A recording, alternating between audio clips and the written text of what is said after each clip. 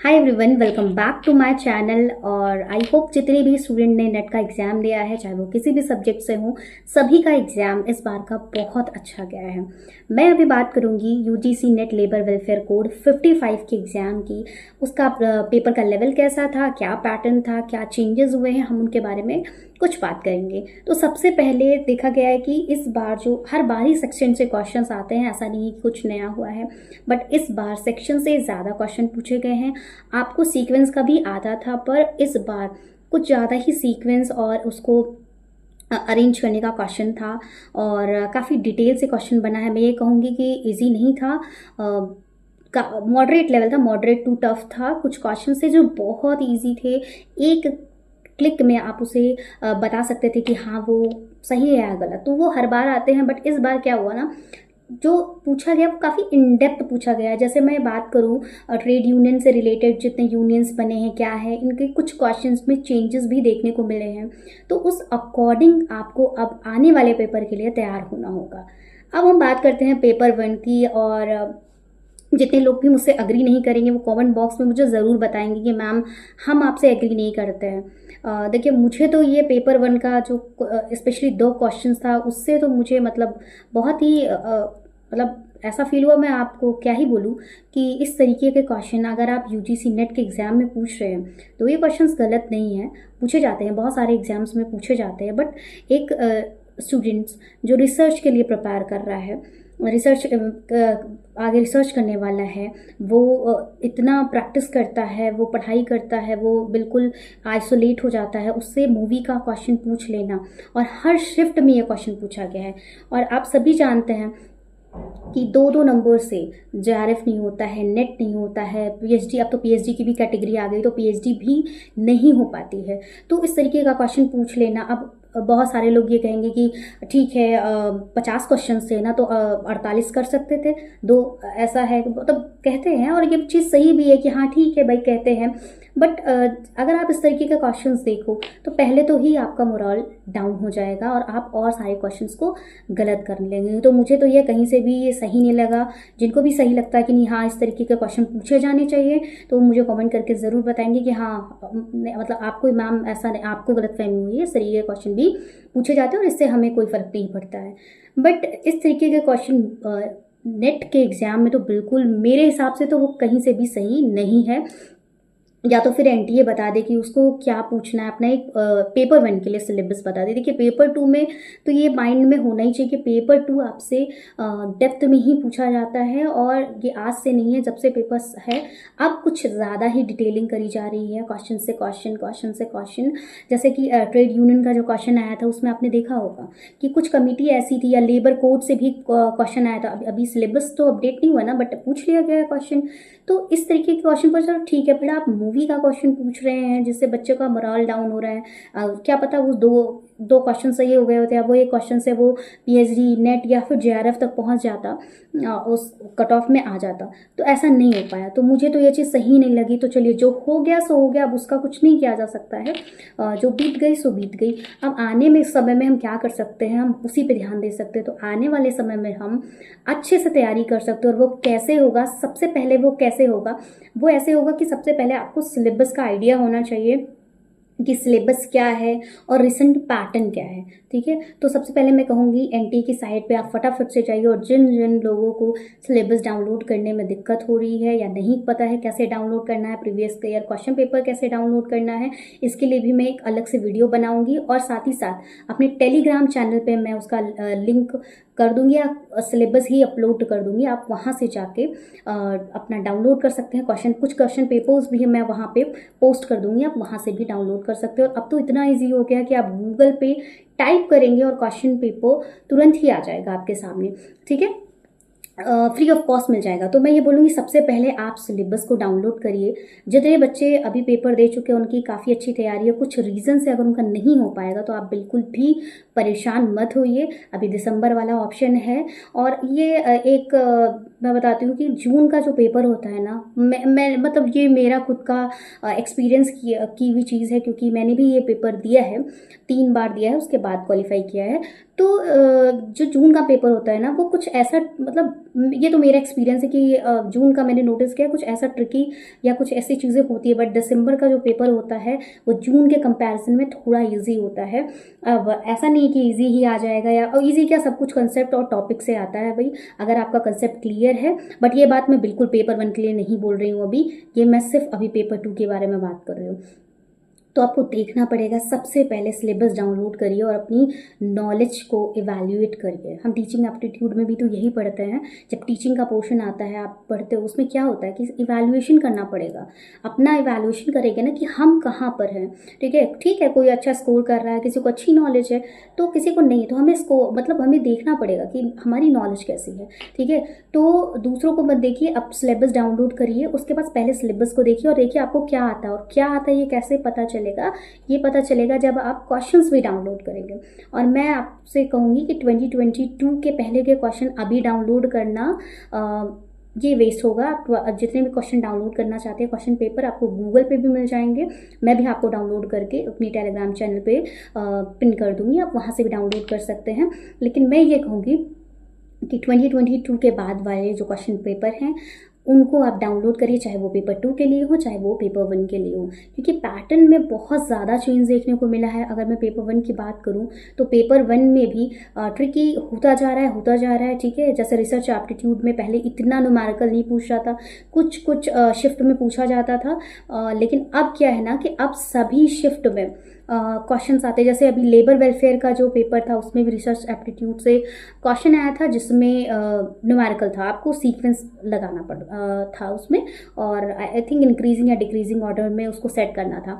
ठीक है, आईसीटी की बात करूँ तो उसमें भी क्वेश्चंस आपको ऐसे हेक्साडेसिमल और ऑक्टा वाले क्वेश्चन आ रहे हैं जो आपको सॉल्व करना है, और सिर्फ सॉल्व ही नहीं करना है, आपको उसका सीक्वेंस अरेंज करना। तो आप समझ पा रहे हैं, यानी आपको 4 और 5 वैल्यूज दी रहेंगी, उनको सबको आपको आइडेंटिफाई करना पड़ेगा, टाइम लगेगा। तो ये सब तभी हो पाएगा जब आप क्वेश्चन पेपर देखेंगे, सिलेबस से टैली करेंगे। तुरंत ही पढ़ना ऐसे शुरू मत करिए कि उठे और हम चलो अब जी अब बना पढ़ेंगे, नहीं। सबसे पहले आप सिलेबस डाउनलोड करेंगे, सिलेबस डाउनलोड करने के बाद आप क्वेश्चन पेपर डाउनलोड करेंगे और अपनी नॉलेज को चेक करेंगे। कुछ स्टूडेंट्स होते हैं जिनकी नॉलेज पहले से ही अच्छी होती है, तो कोई बात नहीं, अगर अच्छी है तो बहुत अच्छी बात है, आपको बहुत मेहनत नहीं करनी पड़ेगी, सिर्फ आपको टॉपिक वाइज जाना है और एग्जाम ओरिएंटेड ही पढ़ाई करनी है। लेकिन जिन स्टूडेंट का कंसेप्ट ही अभी क्लियर नहीं है उनके लिए है कि वो जो है पहले तो देखें, फिर अगर कंसेप्ट क्लियर नहीं तो सबसे पहले अपने कंसेप्ट को क्लियर करें। ये एग्ज़ाम, वैसे तो कोई भी एग्ज़ाम बिना कंसेप्ट क्लैरिटी के नहीं निकलता है, बट अगर मैं बात करूँ रिसर्च के इस एग्ज़ाम की, इस एनटीए के एग्ज़ाम की, जो यूजीसी नेट है, ये एग्ज़ाम जो बिना कंसेप्ट क्लियर हुए नेट नहीं निकल सकता है, पीएचडी नहीं निकल सकती है, जेआरएफ भी नहीं निकल सकता है। तो आप इस चीज़ को ऑफेंड मत होइएगा कि मैम ऐसा बोल रही हैं कि नहीं हो सकता है। इस चीज़ को समझने की कोशिश करिए कि ये एग्ज़ाम ही आपसे ये डिमांड करता है कि आपकी जो कंसेप्ट हो वो बिल्कुल क्रिस्टल क्लियर हो। आप प्रोफेसर तो तब बन पाएंगे ना जब आपकी कंसेप्ट क्लियरिटी होगी, आप रिसर्च में तो तभी जा पाएंगे ना।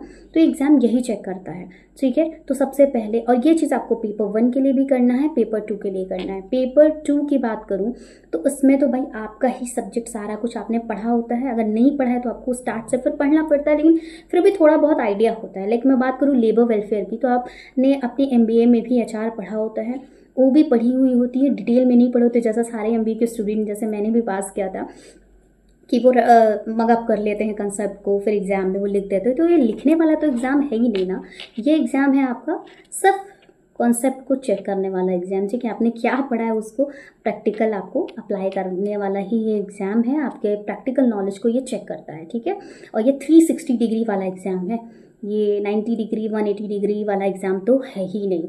ठीक है, तो इसमें तो आपको पूरा डिटेलिंग करनी पड़ेगी और स्टेप बाय स्टेप अगली वीडियो में इसके बारे में हम बात करेंगे। अब थोड़ी सी बात करते हैं पेपर 1 के बारे में। तो पेपर 1 में आपको क्या करना है ना, कुछ आपका स्ट्रॉन्ग पॉइंट ज़रूर होगा। जैसे जो भी एचआर के स्टूडेंट हैं, मैं ये मान के चल रही हूँ, उनकी रीडिंग कॉम्प्रिहेंशन कहीं ना कहीं अच्छी होगी। ठीक है, और नहीं अच्छी है तो कोई बात नहीं, वो प्रैक्टिस से हो जाती है, थोड़ा ही बहुत मार्क्स पे भी पकड़ होगी। अगर नहीं है तो आप अपना स्ट्रॉन्ग पॉइंट देखिए कि पेपर 1 में क्या है। 10 यूनिट पेपर 1 में होती है और 10 यूनिट ही पेपर 2 में भी होती है, तो आपको वो मैनेज करके चलना। और पेपर 1 के बिना पेपर 2 या मतलब नहीं बैलेंस के बिना, जब तक ये दोनों बैलेंस नहीं होंगे ये एग्ज़ाम क्रैक नहीं हो सकता, किसी भी तरीके से नहीं हो सकता। तो पेपर 1 आपको अच्छा करना पड़ेगा और एटलीस्ट आपको 80 मार्क्स तो स्कोर करने ही पड़ेंगे एनी हाउ। ठीक है, उसके लिए सबसे अच्छा है कि आप देख लीजिए आपकी मैथ्स कैसी है, रीजनिंग कैसी है। अगर मैथ्स और रीजनिंग ठीक है ना, तो आप कहीं ना कहीं 70 तक पहुंच जाएंगे। ठीक है, क्योंकि ये मैथ्स वगैरह डीआई तो फिक्स है ना, डीआई कितना पूछा जाएगा ये आपका फिक्स होता है, इसमें कोई इम्पोर्टेंस नहीं होता। डीआई आता ही आता है, आरसी आता ही आता है। ठीक है, 5 क्वेश्चन आपको डीआई के देखने को मिलते हैं, 5 क्वेश्चन आरसी के देखने को मिलते हैं। तो आरसी यानी रीडिंग कॉम्प्रिहेंशन, तो ये दोनों मिला के आपका हो जाता है, ये दोनों क्वेश्चन मिला के आपका हो जाता है 5 ये तो 10 क्वेश्चन यानी 20 मार्क्स आपके पेपर 1 में फिक्स है। रिसर्च एप्टीट्यूड जो भी स्टूडेंट्स हैं अगर उनकी रिसर्च एप्टीट्यूड यानी रिसर्च नहीं अच्छी है तो वो पढ़ सकते हैं, उस पर आप काम कर सकते हैं। टीचिंग एप्टीट्यूड से आप स्कोर कर सकते हैं अच्छा। पहले रिसर्च में मार्क्स स्कोर करना आसान था, बट मैं ये कहूँगी अब रिसर्च का जो होता है ना, उसमें जो यूनिट है वो अब उतना आसान नहीं आपको स्कोर करना।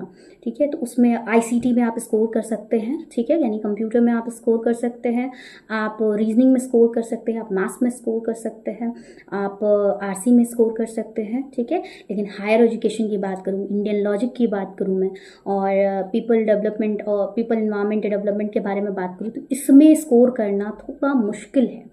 तो आपको एक बैलेंस बना के चलना पड़ेगा इन 10 यूनिट का। तो आप क्वेश्चन पेपर डाउनलोड करिए, सिलेबस देखिए, और सिलेबस अपडेट सिलेबस है। हालांकि एनटीए ने कोई अपडेट सिलेबस दिया नहीं, जो सिलेबस है अभी वही है। कोई चेंज होगा तो मैं आपको ज़रूर इन्फॉर्म करूँगी, लेकिन क्वेश्चन पेपर आप 2022 के बाद का ही देखिए कि किस तरीके का क्वेश्चन पूछा जा रहा है। और आप देखेंगे डे बाय डे इतना इन डेप्थ पूछा जा रहा है। अगर मैं बात करूँ हायर एजुकेशन के भी ना, इतना मतलब हमें यूपीएससी का एग्ज़ाम नहीं देना है कि आप कहीं से भी इतनी डिटेल। अब कुछ लोग इस पर भी ऑफेंड हो जाएंगे, वो ये बोलेंगे अरे जो नहीं पढ़ते हैं ना वो ऐसे ही बात करते हैं, वो फिर ऐसी बात करते हैं और दूसरों को भी मजबूर करते हैं कि वो ऐसा सोचें। ठीक है, अगर आप ऐसा सोचते हैं तो ठीक, अच्छी बात है, लेकिन मैं ऐसा बिल्कुल भी नहीं सोचती हूँ, क्योंकि हमें सब मिला के 20 यूनिट पढ़नी होती है और मैंने खुद ये एग्ज़ाम क्लियर किया है तो मुझे मालूम है। और जितने भी स्टूडेंट अभी पढ़ रहे हैं ना, और या फिर कुछ पॉइंट से रह जा रहे हैं, आप बिल्कुल भी चिंता मत करिए, ज़रूर क्लियर होगा। इस अटैम्प्ट पे नहीं तो अगले अटैम्प्ट में आप लगे रहेंगे तो ज़रूर क्लियर होगा, कुछ ट्रिक को फॉलो करेंगे, क्योंकि अब सिर्फ हार्ड वे से पढ़ना कोई फ़ायदा नहीं, उसका कोई भी मतलब नहीं निकलेगा। ठीक है, आपको स्मार्ट स्ट्रैटेजी यूज़ करनी पड़ेगी। उसके बारे में तो खैर बाद में बात करेंगे, डाइवर्ट नहीं होंगी मैं, बट इतना इन डेप्थ पूछ लेना कॉलेजेस के बारे में, ठीक है, और इन्वायरमेंट से भी इतना डिटेलिंग कर लेना, कुछ भी पूछ लेना। अब तो लो मूवीज़ के भी क्वेश्चन आप पूछ ले रहे हो, तो या तो हमें बता दो, या तो फिर भाई क्या कर सकते हो। तो हम अभी क्या कर सकते हैं, अभी क्योंकि दिसंबर में एग्ज़ाम होने वाला है तो आपके पास 6 महीने का समय है। तो सबसे पहले आप यही देखिए कि आपकी मैथ्स कैसी है।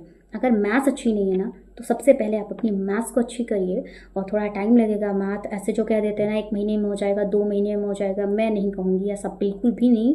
आप लगातार 6 महीने पढ़ेंगे तब जाके आप तो मतलब बेसिक क्वेश्चन सॉल्व कर पाएंगे। अगर आपकी मैथ बिलो एवरेज है तो ये बात मैं सच्चाई से जो है मैं सच ही बोल रही हूँ, और मैं चाहती हूँ कि मैं कोई फालतू की ऐसी वैसी बात करना पसंद बिल्कुल भी नहीं करती।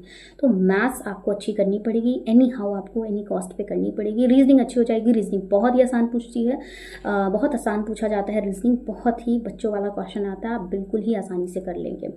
कंप्यूटर के क्वेश्चंस 2 क्वेश्चन आपको हमेशा ही मतलब एक्सेल के फॉर्मूले को पूछ लेगा। ठीक है, या आपको चेंज कर, पहले तो सिर्फ था कि चेंज करो, अभी ऐसा नहीं है, मतलब ऑक्टा से हेक्सा, हेक्सा से ऑक्टा, ऐसे चेंज करने को था। ठीक है, decimal to binary, binary to decimal, लेकिन अब क्या हो गया है, आप चेंज भी करो, सीक्वेंस में सेट करो, इंक्रीजिंग ऑर्डर बताओ, डिक्रीजिंग ऑर्डर बताओ। तो ये कब हो सकता है, जब आप इन डेप्थ पढ़ेंगे, तो आपको इन डेप्थ पढ़ना ही पड़ेगा। ठीक है, तो आपको कोई और रास्ता नहीं है, आपको डिटेलिंग करनी पड़ेगी, एक प्रॉपर शेड्यूल बनाइए। और सबका अपना अपना पढ़ने का तरीका होता है, कोई रात में पढ़ता है, कोई दिन में पढ़ता है, किसी को सुबह पढ़ने में अच्छा लगता है, वो आप पे है। लेकिन सबसे पहला काम जो आपको करना है, सिलेबस डाउनलोड करिए, क्वेश्चन पेपर देखिए और अपनी नॉलेज को पहले इवैल्यूएट करिए, देन आगे पढ़ना शुरू करिए। और ये एक लंबी जर्नी है, और ये मैं जितने बच्चे अभी तैयारी, जितने भी स्टूडेंट अभी तैयारी करना शुरू ही कर रहे हैं, MBA पास कर रहे हैं या फिर MBA में हैं या फिर किसी भी PG कोर्स में हैं, तो अगर वो शुरू कर रहे हैं तो मैं बताऊंगी, मतलब मैं आपको बताना चाहती हूँ कि ये मत उम्मीद करिएगा कि अभी एग्ज़ाम दिया तो अभी क्लियर हो जाएगा। ऐसा मैं बिल्कुल भी नहीं कहूँगी, क्योंकि ये थोड़ा लक वाला भी एग्ज़ाम होता है। सारे क्वेश्चन आपके अकॉर्डिंग हुए तो ठीक है, क्लियर हो जाएगा, नहीं हुए तो क्या होगा, 2 नंबर से रह जाएगा। ठीक है, इस बार किसी ने भी नहीं सोचा था कि ये 2 क्वेश्चन आ जाएंगे, और आ गए। तो हो सकता हो कुछ मैक्सिमम बच्चे होंगे, जहाँ तक मैं मान के चली हूँ, मैक्सिमम बच्चों का कॉन्फिडेंस तो लो हो गया होगा ये 2 क्वेश्चन को देख के। तो आपको इस तरीके के भी क्वेश्चंस के लिए तैयार रखना है। इसीलिए कहा जाता है कि जो सिलेबस, और मैंने भी अपनी प्रायर वीडियोस में आपको बताया है कि जो पढ़िए 50% सिलेबस पढ़िए तो उसको 100% की तरह पढ़िए। तो टीचिंग एप्टीट्यूड को क्लियर करिए, रिसर्च एप्टीट्यूड, इन सब से स्कोर किया जा सकता है। रिसर्च को थोड़ा और डेप्थ में जाके पढ़ना पड़ेगा। और आपका RC DI यानी डेटा इंटरप्रिटेशन, और आपके, मैं हायर एजुकेशन क्योंकि बहुत लेंदी पोर्शन है इसलिए उसको उसमें इंक्लूड नहीं कर रही हूँ।